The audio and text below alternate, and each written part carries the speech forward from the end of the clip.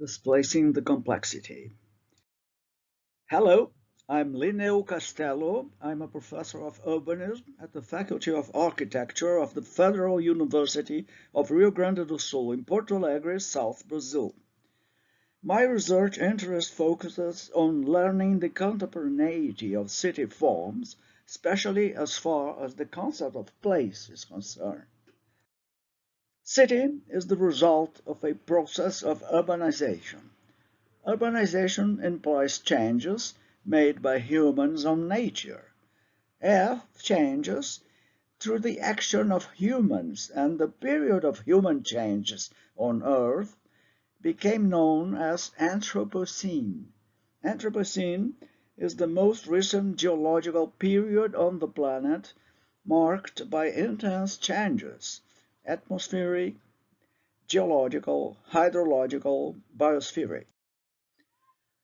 Research in architectural urbanism must re-examine the idea of city.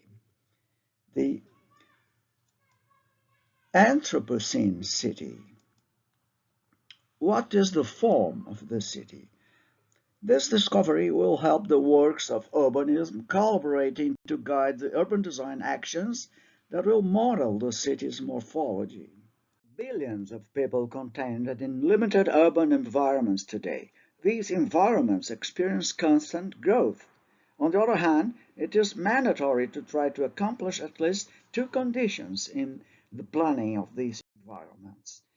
First, to avoid compromising further natural soil by urban uses. Secondly, to provide enough space for social interaction among billions of urbanized people who live in cities. How can architectural urban research respond to this? Researchers must learn to plan both for progress and for sustainability. This, of course, will require the construction of a new urban metabolism seeking for both progress and sustainability, leading to local economic development that stimulates a generous creation of local places. The methodological framework employed in the research work starts with a consultation of the literature. The most recent titles from the last 100 years or so seem to be enough. This consultation releases speculative thoughts and put forward a review of old diagrams, like, for instance, the diagram of Kevin Leach, the diagram of Ebenezer Howard, the diagram of Walter Kristaller, the diagram of Colin Rowe and Fred Kutter. The use of diagrams in urbanism led to current urban conformations. Ultimately, two morphologies stand out in contemporaneity. One in the form of an urban constellation, spreading over a regional territory of which Los Angeles would be illustrative. Another, a group of resilience actions associated to urban fragmentations which can produce new places of conviviality.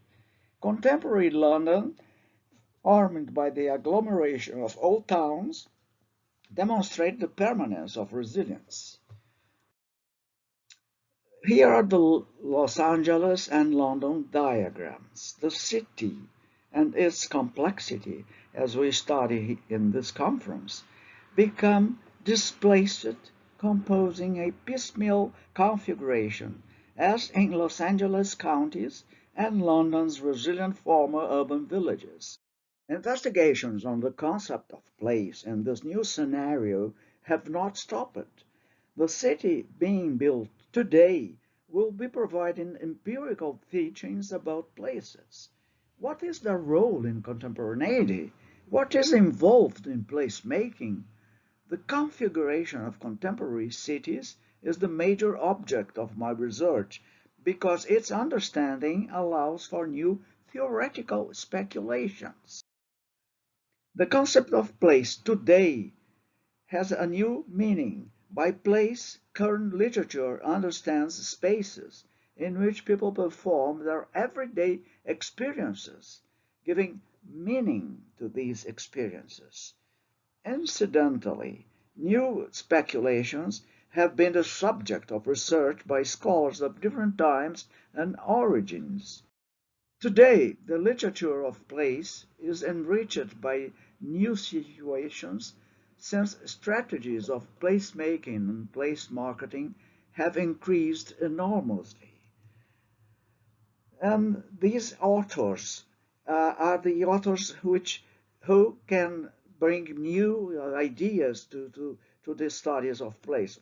For example, in psychology, David Cantor; in human geography, Yves Foutuin; in architecture, Kevin Lynch; in urban design, Matthew Carmona; in urban studies, David Graham Shane; in philosophy, by Edward Casey; in urbanism, Jane Jacobs; and anthropology, Diane Sajid.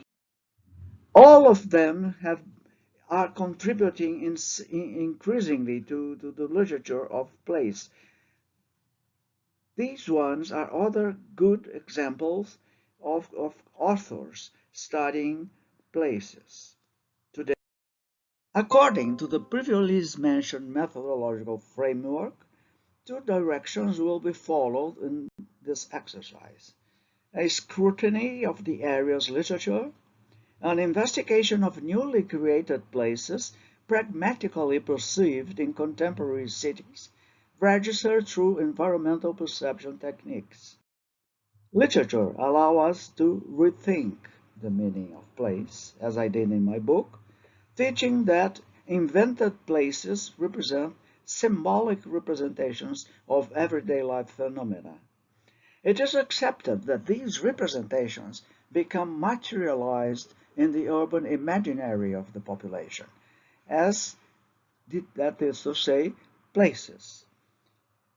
I have been perceiving their emergence in contemporary urban environments. They have been expressed under denominations such as loose space, urbanism without effort, focusing on new phenomena I personally call place leaks.